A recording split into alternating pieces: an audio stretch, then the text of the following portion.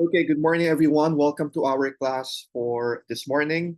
For our lecture for today, we will talk about already on how you're able to create your introduction for your research.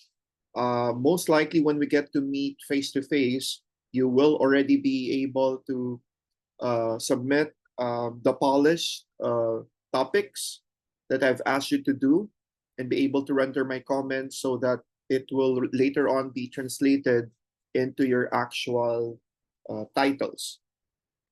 But before that, we will have to move on with our discussion on how you are able to create your introduction for your qualitative research.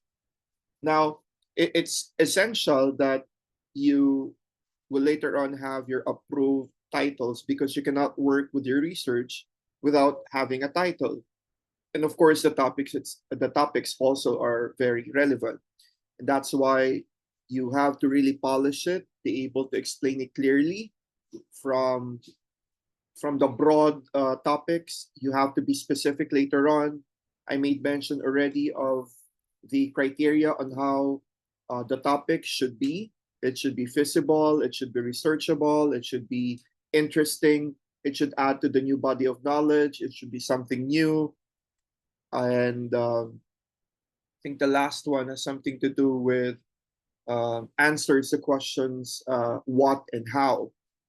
So again, you will not be able to move into the creation of your introduction if your topic has not been approved and your title. So be able to work on it as soon as possible. Now, our lecture today will be able to guide you, and hopefully, you will become a novice researchers through the step-by-step process of creating an effective and a scholarly. When I say scholarly, hopefully it can be published so that other people may be able to use it as a reference. From selecting and approving a relevant topic to translating it into a title, and I'll be able to help you with that. Constructing the introduction using the three C's and the two A's approach. And examples of each of the components of the introduction will later on be presented. You should update your citations at least 5 years, recent 5 years. So if it's 25, 24, 23, 22, 2021, pwede na rin 2020, no? Uh, According to researchers, it should be at least latest would be 5 years. So that could either be 2020 or 2021. Now, our objectives for our discussion for today is for us to be able to explain the process of your topic approval and translation into the qualitative research title, identify the important reasons why a chosen topic is important and worthy of study, and to demonstrate how your research title frames informs your research process and compose a qualitative research introduction using the three C's and the two A's format, and later on be able to create the context, content, contrast, aim, approach sections with reason and relevant citations from 2020 or 21 up to 2025. Now let's begin with the first part from the topic approval to your title translation.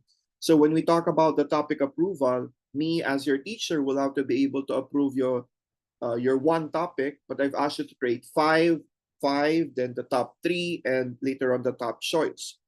So before beginning a study, ensure that your research topic, again, is relevant to current societal or academic issues. It should be feasible given within the given time and resources. It's ethically sound, aligned with your field or specialization or your strand. Since you are taking up STEM, it should be connected to STEM, and it's capable of yielding meaningful insights. Now, later on, once your topic has been approved, it's now time to translate it into a research title. Now, a very strong qualitative research title identifies the core of the phenomenon. I think in previous meeting, I have given you some of the strategies in creating your topics. But later on, Once that has been approved, we will go back to it in terms of how you'll be able to translate that into your title. Specifies the target group, indicates the context of where you're coming from in your title, and reflects the qualitative nature of inquiry. Example, on the topic emotional effects of social media on adolescents, the title could be exploring the emotional impact of uh, social media use among Filipino adolescents, a feminological study. So it's very specific that this would be feminology, a qualitative research. Now, the importance of your topic first is for social significance. So this will address the growing issue in the societal that will affect later on individuals or communities directed. Now, the academic relevance, it will contribute to the existing knowledge and fills gaps in qualitative literature. And the third, you talk about the timelessness of the topic. So it tackles the current trends of challenges from the post-pandemic learning and even mental health as examples. We also have transformative potential. So the topic can inform change in the policy, the practice, or the personal lives. And lastly, the personal or the community relevance. So this will really resonate or go deeply within the background, the field of the study, or even the local context. So that's the importance of a topic in research. Now, we talk about the relevance of your title in particularly um, relevance of your title informing your research. Number one, you will have to define or defines the research boundaries, the limitations, the scope and the limitations of it. We'll be able to talk about that soon. Clarifies your central focus, reveals the research setting or the context, connects with theoretical and the methodological foundations, and facilitates reader understanding. So the title should be very clear. Now, let's now move to crafting your introduction using the 3 C's and the 2 A's approach. So an introduction, it's an opening section of the research study, which is very relevant and important because it will now be able to establish the background, the relevance, and where your research is headed or the direction. So this will prepare your readers to be able to understand what the study is about. So what is the point of studying your research? What is the importance?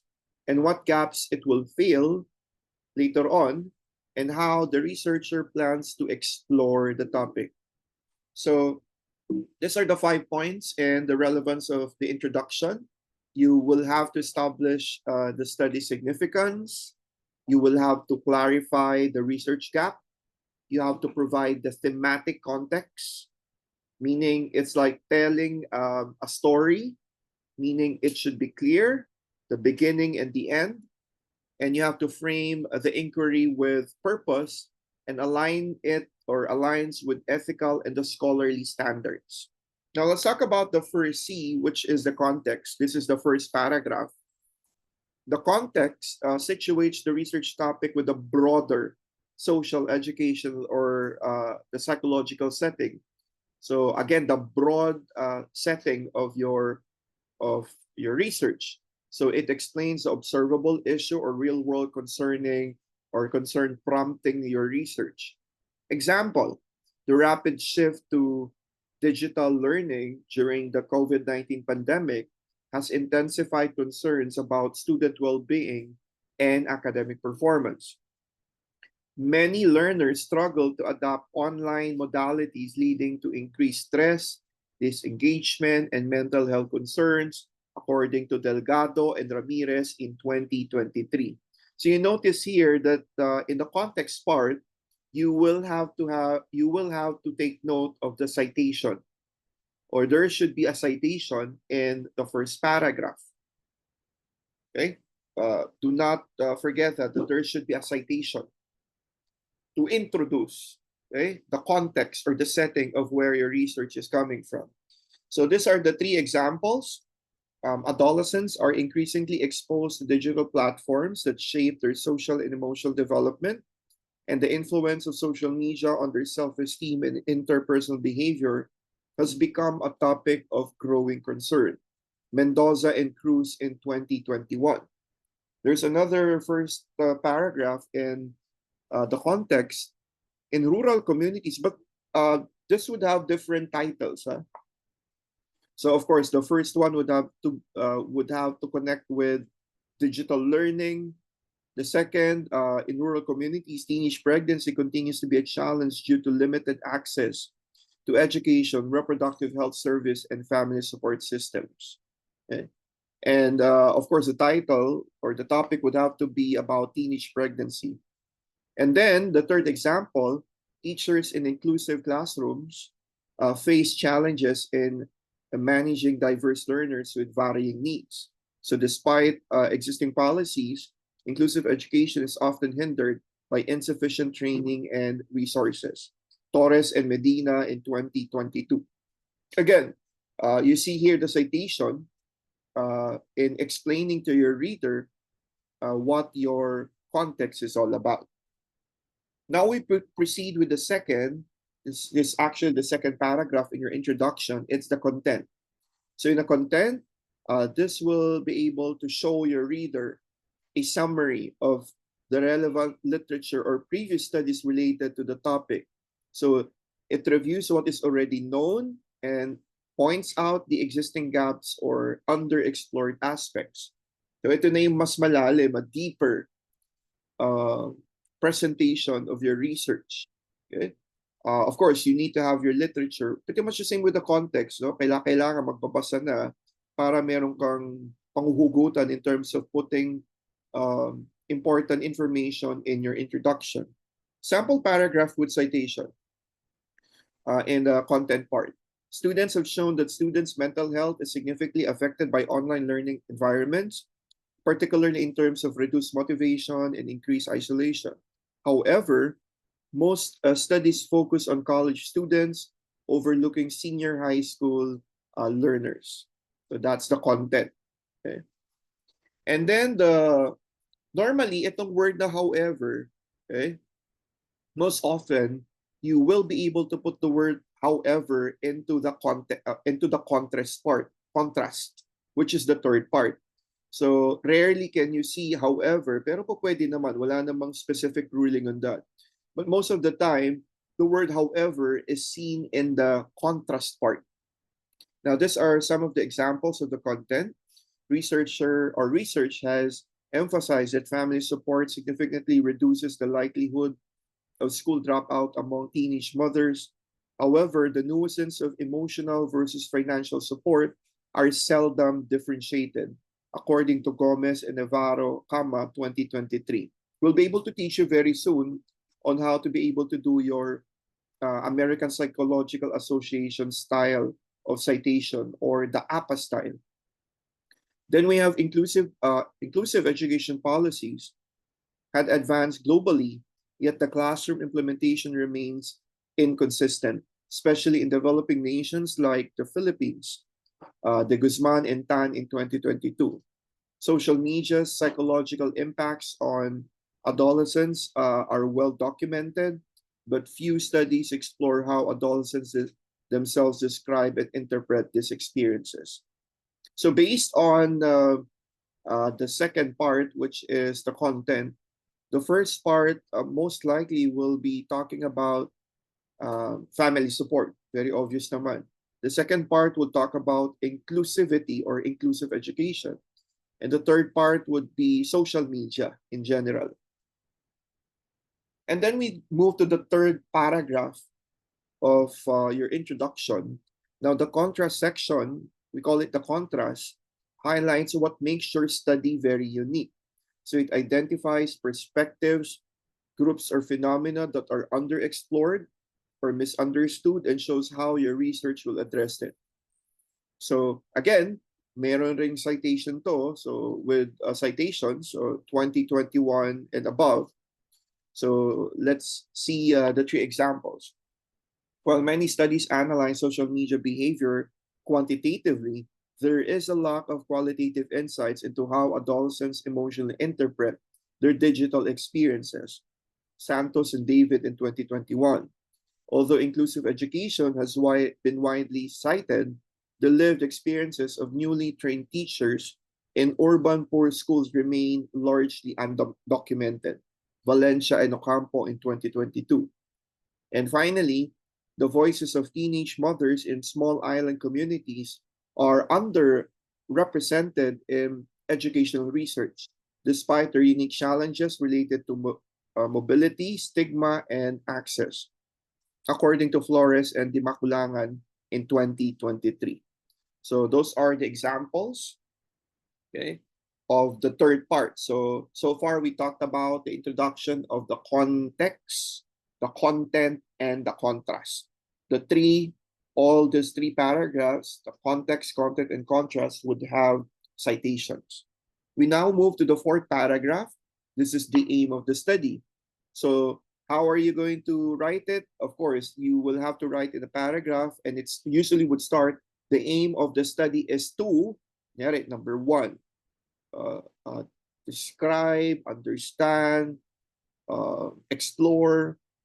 Now, the aim of the study is to explore, for example, the lived experiences of senior high school students coping with anxiety in online learning. Or the aim of the study is to investigate the role of family support in educational persistence of teenage mothers in rural area communities.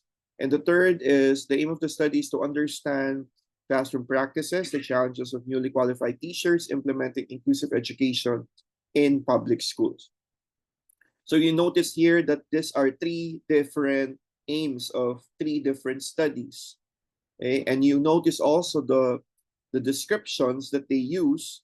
The aim of the study is to explore, investigate, and understand, which is all connected to qualitative terms. And the last paragraph of your introduction is what we call the approach. Now, your approach will explain what research methodology you will be using, and it specifies a qualitative design and how it fits the purpose of your study.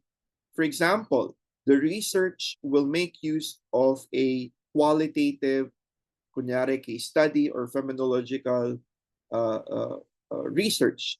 Now, you have to explain in the next sentence, kunyari, a case study is, according to, let's say, Yin 2018, okay, Robert Yin, so YIN, Yin, 2018. Now, in the approach, the research will make use of a qualitative case study approach to investigate the experiences of adolescents using social multimedia or social media. A case study, according to Yin 2018, enables an in-depth understanding of a phenomena within its real context. So those are examples, no? Or the research will make use of a phenomenological research or phenomenology to describe the lived experiences of teenage mothers returning to school. Now, next, again, yung specific type of the qualitative research that you have to be able to describe. Now, phenomenology, as defined by Creswell and Pott in 2021, focuses on individuals' perceptions and experiences of a particular phenomena.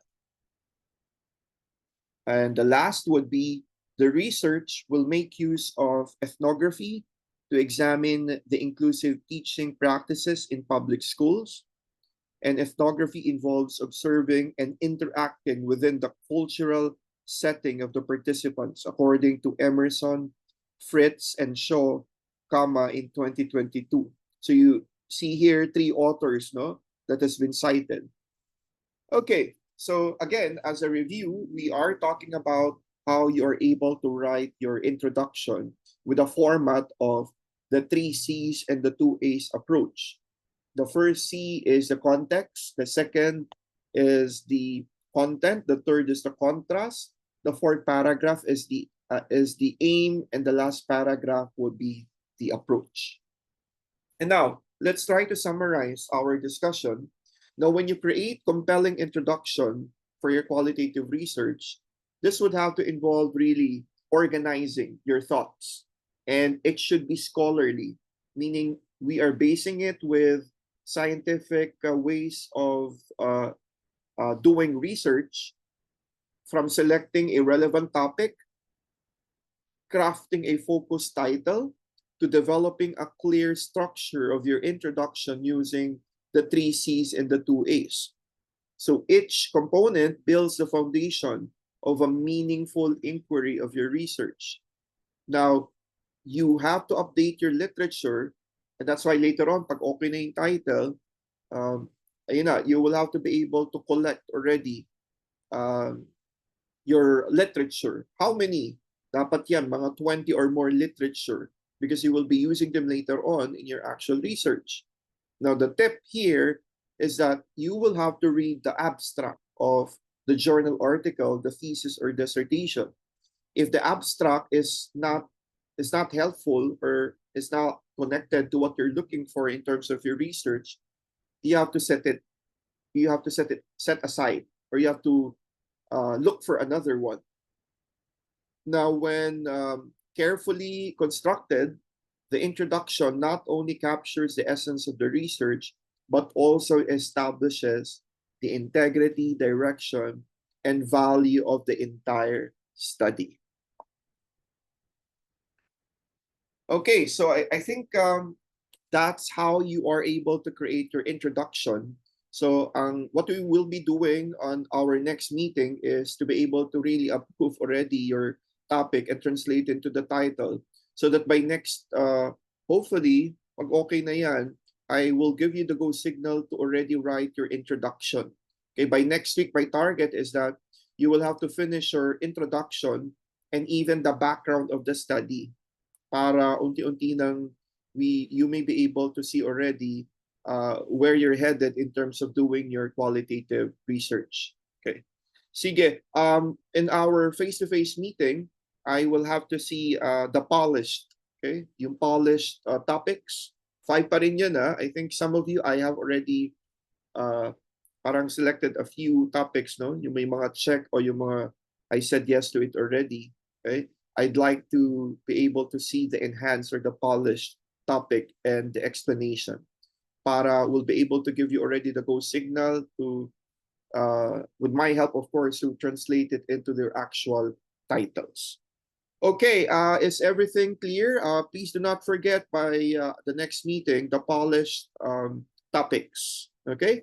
Sige. Let's now have our picture taking for our attendance as we finish our lecture for today. Is everything okay? Kung okay, can you press the thumbs up button?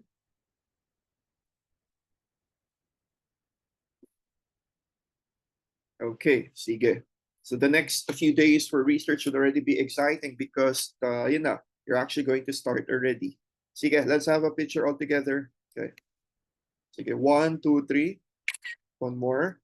Okay, 1, 2, 3. Okay, thank you very much. I will be seeing you in school. Okay, thank you. Bye, everyone.